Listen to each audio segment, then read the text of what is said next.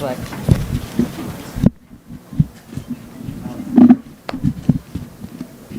We are here as members of parliament, and we have a statement for you. We are here to condole with the families and friends of the young Kenyans who lost their lives on June 25th, 2 days ago, when they came out to commemorate their friends and comrades who lost their lives last draconian finance bill. We also want to condole with the families and friends who have lost loved ones in the previous years as a result of police brutality. Would like to offer our sympathies to those who are injured, some nursing serious injuries inflicted by police bullets. We also send our sympathies to those who are abducted and released, and ask that those who have never been returned and the ones abducted recently, as recent as a few days ago, be returned to their families. The life of a parent whose loved one is unaccounted for is totally unbearable. In fact, to receive a body and bury than to live with the uncertainty, which of course has no closure. Now, during the recent demonstrations, we saw massive destruction of public and personal property, vandalism of shops and even banks. This has always happened whenever there are demonstrations, but it is an act of criminal elements who take advantage of peaceful demonstrations to steal. We condemn in the strongest terms possible the acts of those criminal elements and totally distance ourselves from their actions.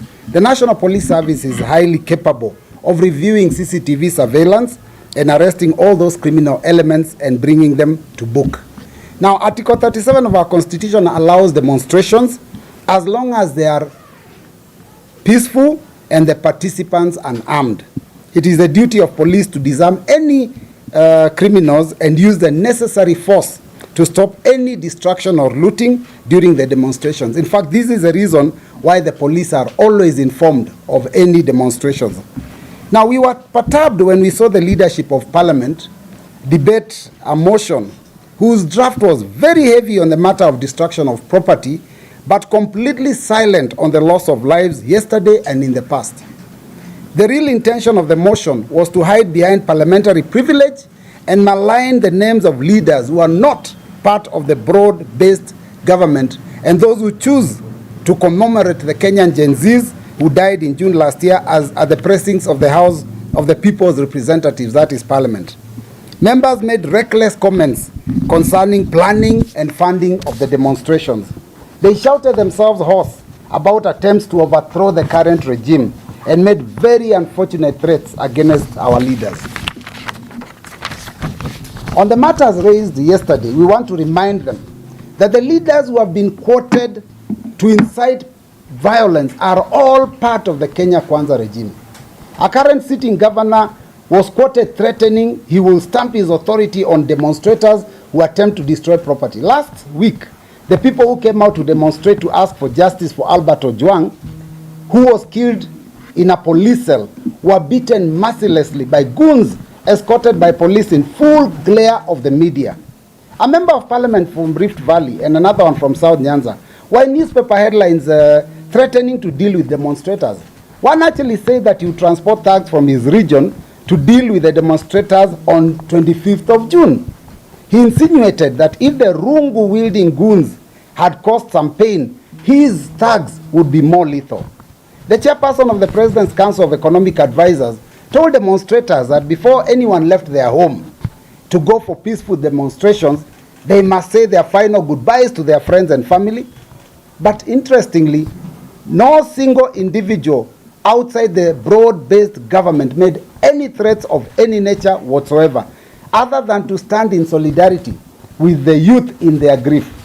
It is interesting to note that none of these individuals have been summoned to write any statements in any police station and to explain why they're inciting violence. Much as we are appalled at the accusations and counter-accusations, we are curious as to why the Ruto regime decided to use the Communications Authority to switch off media stations, which was an affront on the Constitution of Kenya 2010 article is it 48 on the freedom of the media. Was it that this regime did not want what was it that this regime did not want Kenyan citizens to see? We believe that this is definitely connected with the atrocities visited upon our citizens and must be condemned. We shall not allow a clawback on the rights enshrined in our constitution. Could the shutdown be interpreted as anarchy hour? Kenyans need answers. Now, in the comments made in Parliament, there are very many ethnic insensitive statements. This country is not ready for any ethnic profiling which could lead us down the path we traveled in 2007-2008 when we had the post-election violence. As leaders, we are determined to ensure that the country remains united and we all act as one. The comments made insinuated that the victims of the demonstrations were from a specific ethnic group. This is very careless and extremely reckless and should be condemned by all Kenyans of goodwill. Fellow Kenyans, our country, our home is not at peace. We have been experiencing difficult times brought about by the various decisions made by our present government. The very many promises made during the last campaigns and the excessive taxes imposed since 2023 have been the trigger of anger by Kenyans. Kenyans were promised heaven on earth, but what we are literally seeing is that we are in hell. When it came to a head in 2024 and the finance bill was withdrawn, more promises were made by the president himself. The regime promised to reduce government wastage and expenditure. Since then, the number of advisors in the offices of CSs, in the office of the president, have gone up. And the government is still spending on luxury items like renovations in State House, which is costing billions, while the expenditure in more important items like education and health are not going up in similar proportions. They promised to stop harambes in order to reduce theft of public funds by state officers. But this is still the order of the day. I'll give you an example. The current deputy president is going around the country donating 2 million in every constituency. Simple mathematics, 2 million per constituency will end up being 580 million when he goes around the whole country, which we are expecting them to do because we don't think they are doing this in a segmented manner. Now, just the other day, we asked him to declare his wealth because he was being vetted by the Parliamentary Appointments Committee. And we know that with what he gave us as his value, his wealth, he cannot afford that. So what we are asking is why is it still trying to portray opulence, which is one of the things that the youth say they do not want to see.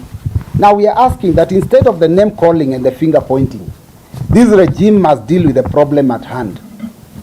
Reduce the lies, make proper plans, and address the youth unemployment problem, which is actually the one at the heart and the center of all these demonstrations. If you do not listen to these highly educated and disenfranchised youth and continue using force to silence them, how will you address their concerns? It's not about the political class. It's not about Rigathi Gachagua. It's not about Kalonzo Musyoka. It's not about David Maraga. It's not about Fred Matiang'i. It's not about us as elected leaders. It's about the future of Kenya, which is vested heavily in our youth.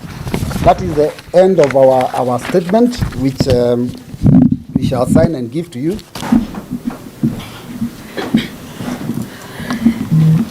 Kama minority leader amesema, hivyo ndivyo tumeona ya kwamba kuna kujaribu kutoka kwa mlengo ama siasa ile inaendelea. Hii ni maneno mzito sana, mahali watoto wameuawa na sio sasa. Hii maandamano imekuwa, uharibifu unakuwa, a lot of it. Alafu viongozi wakiongea wanataka kupuuza, waanze kusema ni kabila hii ndio ilifanya, duka za hawa ndio ilifanyika. Lakini tunajua tangu rais aingie kwa ofisi, ile vitu yote alikuwa ameahidi hawa watoto wetu. Na ujue mimi nilikuwa kwa hiyo kampeni yake. Alikuwa anawaahidi, anawaambia tunajua muko na certificate, muko na madiploma, muko na madegree na hamna kazi. Sasa alipoingia hiyo maneno akawachilia, akaanza misafara tena ya kwa juu ya ngari, anaanza kuandanganya tena. Hawa watoto wengi wao wako na shida ya kulipa masomo. Wanajua wazazi wao wanateseka. Lakini ndege iko juu, wakipeleka pesa hapa, mamilioni hapa, mamilioni hapa. Hii demonstration ilikuwa imetangazwa hapo awali. Watoto walisema tutatokea ili tuende kumon ama ukumbusho wa wale wetu waliuawa. Kwa hivyo ni kitu watu walijua. Kwa hivyo kwanza kusema ni hawa walipanga, ni hawa walileta pesa, ni hawa na hawa, tunajua hiyo ni uongo, wanataka kutupuuza kama Wakenya. Rais wetu miaka yote anasemanga wajinga waliisha Kenya hii. Lakini alipopata hiyo kiti ama alipopaa hapo ushukani, ameona kama Wakenya tena wamekuwa wakumbafu. It is not possible. Tumeona, we have been there. Niwaambia mimi nilikuwa kwa kampeni yake. Hata ilifika mahali nikamuuliza, Your Excellency, kwa sababu utachaguliwa na vile umeahidi hawa watoto wako na imani kubwa sana na wewe, hebu niambie uko na mipango gani kwao? Mimi mwenyewe Jane Kihara tukiketi hivyo nilimuuliza, kasema we Jane, we wacha hao tutawapanga. Sasa ameendelea kupanga, lakini hawapangi. It is not possible. We cannot thrive on lies, especially when you are the head of state. Tulitajwa majina pale, ati wanataka kusema kuna wale walichochea, lakini hawa watoto waliamua na wakasema watatokea na wakatokea. Lakini ile walikubana naye ni vile mheshimiwa ametuambia hapa. Mheshimiwa alisema atalete wahuni kutoka kwao huko Rift Valley. Naye governor wa Nairobi akasema hata kubali wahuni waharibu. Lakini hao wahuni ndio waliharibu hii demonstration ama maandamano ambayo ilikuwa ya amani ya watoto ambaye hawaridhiki na uongozi wa nchi hii. Ndio tumesema wasitupumbaze na kujaribu to divert the problem at hand, because this is what they are trying to do. Kuleta emotion kwa bunge, alafu muongei mambo ya wale watoto wamekufa, wale hawajapatikana. Na mnajua rais mwenyewe kuna wakati alisema wale wameshikwa mateka wamerudishwa kwa manyumba yao, na bado tunaona wazazi wakitokea kusema watoto wao hawajapatikana. Ni kama rais ameshindwa kuongoza nchi hii na anaongoza na uongo, ama kuna jama ambaye ipo ya tusifanye uchaguzi 2027. Wanajaribu tu kulete ghasia, ndio tuwe tunaongea mambo ya ghasia. Wakenya waliamua wanataka kuwa kitu kimoja, and this has been all over. When our youth wakituambia hawana kabila, hawana viongozi, hawataki kuongea mambo ya ukabila, lakini rais akishika mikrofoni saa yote anasema kuna watu wako na ukabila. Rais wetu, you are dealing with learned children who have gone to school, and you cannot afford to cheat them. No matter how much you try to divert, it is not going to work, because you are dealing with very determined youth of this country who are disenfranchised by lack of jobs, yet they have gone to school. Asante. My name's, I represent Kipipiri, Nyandarua County. The debate in Parliament yesterday is highly regrettable. A debate that was selective to speak on damage, looting, and such, clearly indicating property is much more valuable than the lives of the people. What the debate was targeting is to show that some people want power through the back door. I want to say this hour, no one is interested to take power through the back door. This government will be removed constitutionally, and that is clear. They are counting their days and they know the date of election. No one also is interested even to get that power to lead a nation where 90% of the population are not seeing the same page with you. The Gen Z have been announcing of 25th of June to commemorate their colleagues who died in their cause, and the government know why. They agitate for aid of abduction, for police brutality, for misplaced priority, where we give about 17 billion to the State House and presidency, while education, healthcare is collapsing. So in brief, Rais Ruto, no one is interested to take your power. Continue enjoying the next 2 years, but leave the youthful generation to demonstrate. For Murkomen, to say that when any visitor come to the police station should be shot is highly regrettable, unacceptable, and can only display your ignorance. Murkomen, I want to tell you, the police stations do not belong to you, neither the policemen and the policewomen. You are just a minister of interior who should even resign for misleading the president. And as leaders here in the current opposition, we really sympathize with our president, because if the advice are coming from Akina Murkomen, from Ishongwa, leaders who are blind, they cannot see the reality of the youths of this country. They are saying, please do not kill us. What harm is that to the government? How can a youth overthrow a government with a bottle of water, a flag, and a phone? They are cowards, and they should not retaliate with guns. So if they say the Gen Zs are anarchists, we are the mothers and fathers of Gen Zs. For the age of the Speaker, Honorable Moses Wetangula, the Gen Zs are your grandson and your granddaughters. So if Gen Zs are anarchists, then we are all anarchists.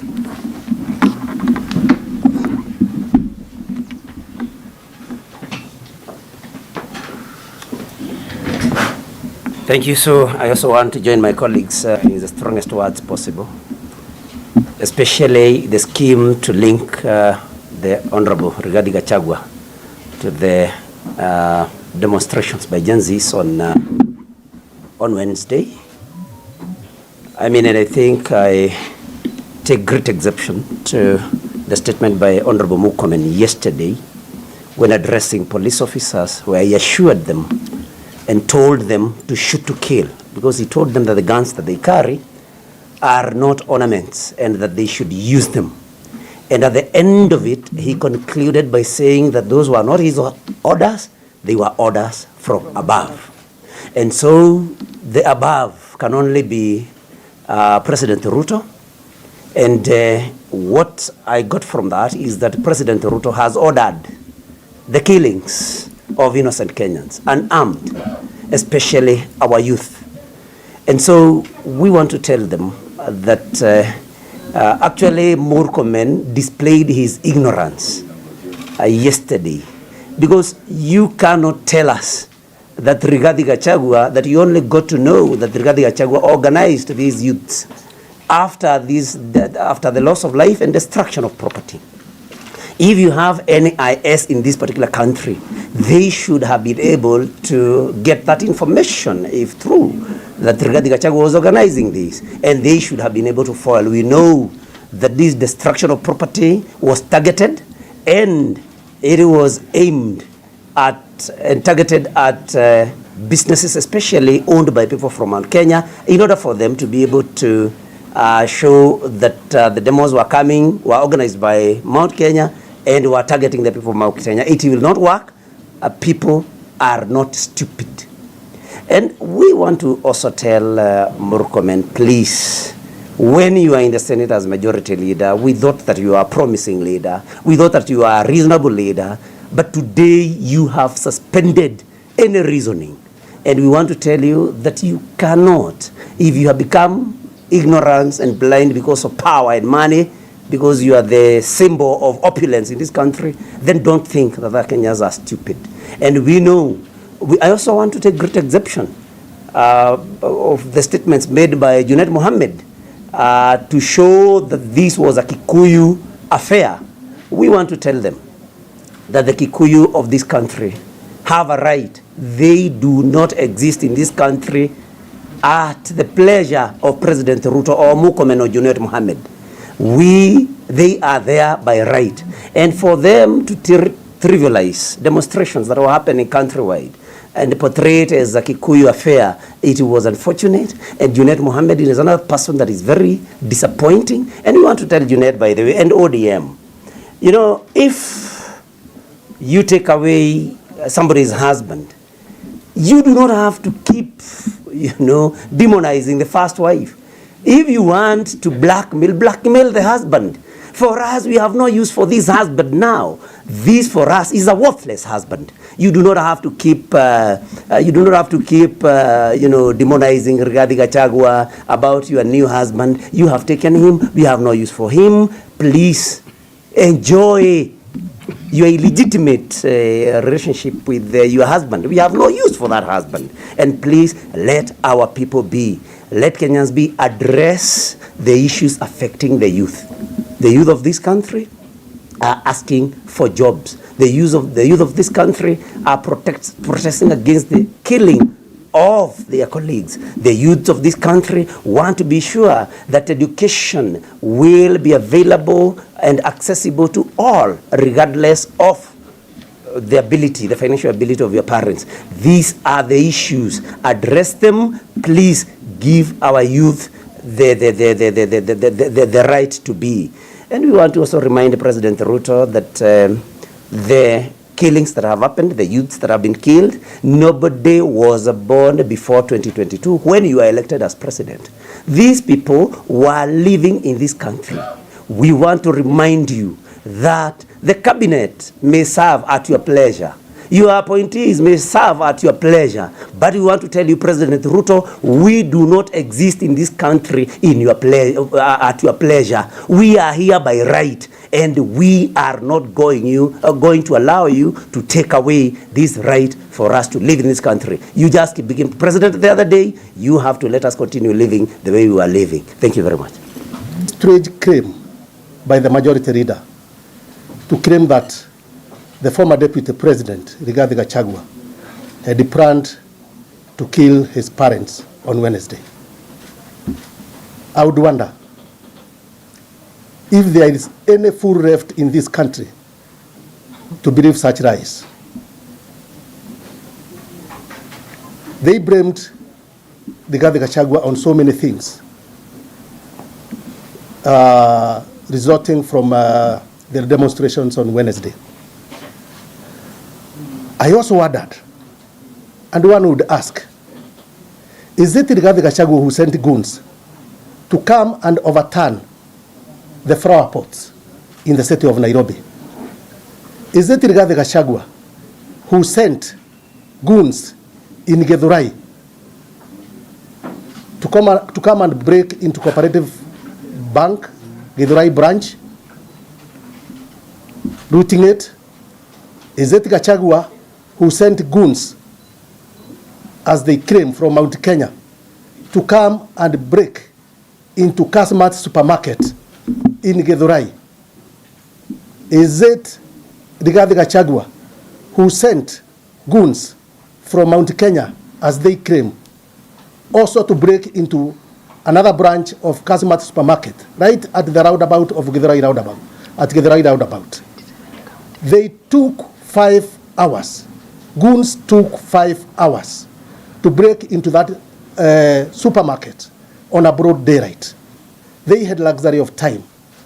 And I believe, because the deployment of security was done selectively, I believe police officers were told to keep off in Githurai so that the goons can have the luxury of time to root and to break into those supermarkets. Was Rigathi Gachagua all over the whole country, where the demonstrations took place? If it is Rigathi Gachagua who had directed this, then he must be very strong. If he has this capacity, he must be very influential and he even deserves to become the president of this country, if that is the type of influence he has. Thank you.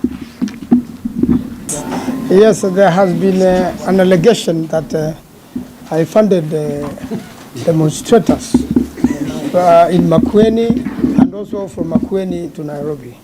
I want to tell Junet Mohammed, first and foremost, he cannot mention my name on the floor of the House without a substantive motion. And if he has one and he has the evidence, let him do a substantive motion, and I will come to Parliament and respond. I also want to say that if his information is as defective as I heard, and if he was all the allegations against me, which I know and the people of Makueni know, that I don't pay goons to do anything or I don't pay people to go to Maandamano. Maandamano is a voluntary thing. And I believe all the Maandamano, which was in 27 counties and more, if they were funded, then it would be billions of shillings. And I doubt whether anybody in opposition is likely to use that strategy. People went to demonstrate on their own, peaceful demonstrations, and the police disrupted them. In the counties where the police did not disrupt, like Meru or Kitui, and worked with the people, there were no damages. Damages come when police, instead of following the law, first do a proclamation. If the peaceful demonstrations turn chaotic, the law requires that you stop the meeting, announce it loud and clear, and give people enough time to clear. And therefore, if the only way to deal with Maandamano is to begin with, tear gas or gunshots, then the police is really has misled itself, and they're the ones who have caused all the destruction we have seen. I had information from Matu that Kenyans just bypassed the police station, and an unprovoked officer decided to shoot, and that's when hell broke loose. In a Mali, where 3 people were killed, some officers who were in plain clothes, suspected to be of DCI and were with a Subaru, are the one who came out of the Subaru and fired, carelessly, and killed young people even who are not in the demonstration. And that's when trouble began. And therefore, we can blame the destruction into the mismanagement and personal decisions by individual police officers. And probably, if Kenyans are allowed to demonstrate peacefully, I am very sure there will be no destruction of any magnitude. So this blame game of blaming so and so is so misplaced. The case, I did not spend a single coin on any demonstrations, whether in Nairobi or in Makueni, and I do not influence people, by money to do things. People do things because they believe in a cause and they believe in something. So if the information is as defective as the information about myself, then the government has totally misled Junet Mohammed. The government has, the intelligence and where they get information has totally misled William Ruto and his government. And therefore, that misinformation is a clear indication that they are not in touch with the ground. They have completely isolated themselves from the people. They need to go back to the people and hear why people are complaining. People are very annoyed with the 60 deaths, of which the only inquest we have of Rex Masai is an effort to cover up, the killer of Rex Masai, who is known very well by Kenyans. And therefore, we are also aware in that Rex Masai case, witnesses have been frustrated. And it is the only case going on. What about the other 60 or so? What about the disappearances? In Makueni, we have 2 people who have disappeared, and we have 2 deaths from the Mlolongo 4 who were found, brutally murdered, and the registration at the city mortuary had been concealed for 30 good days till we went to court, and their bodies were found. So those parents have not gotten any reparation so far. There is no plan or strategy of compensating those who have been hurt, or even dealing with them in one way or another by the government, meaning that the government clearly instructed their abduction and clearly instructed their killing, and that's why they do not want to compensate at all. No one wants to bring any coup into this Kenya. There is no one without capacity. There is no one without authority. The Constitution of Kenya cannot be suspended. The Constitution of Kenya talks about removal of a president after 5 years through an election. The only other removal available is by resignation or impeachment by the House. The moment that is not applicable, what Kenyans can do, and that's what they are doing, is to prepare. Let the young people register as Kenyans. Let them have an ID. Let them also register as voters when it comes. Let them vote in 2027, and at the same time protect the vote so that it cannot be stolen. It is the only hope President Ruto and his people have to come back to power. We have heard Ruto himself say he will not hand over power to the opposition.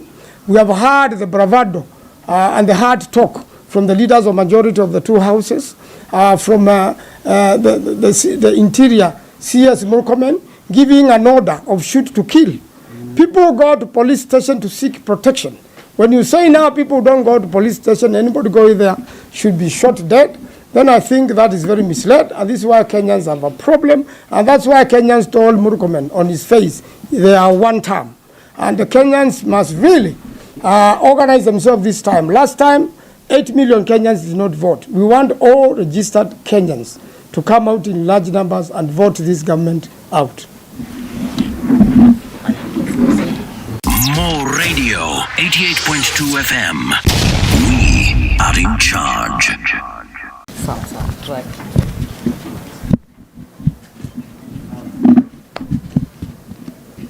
We are here as members of parliament, and we have a statement for you. We are here to condemn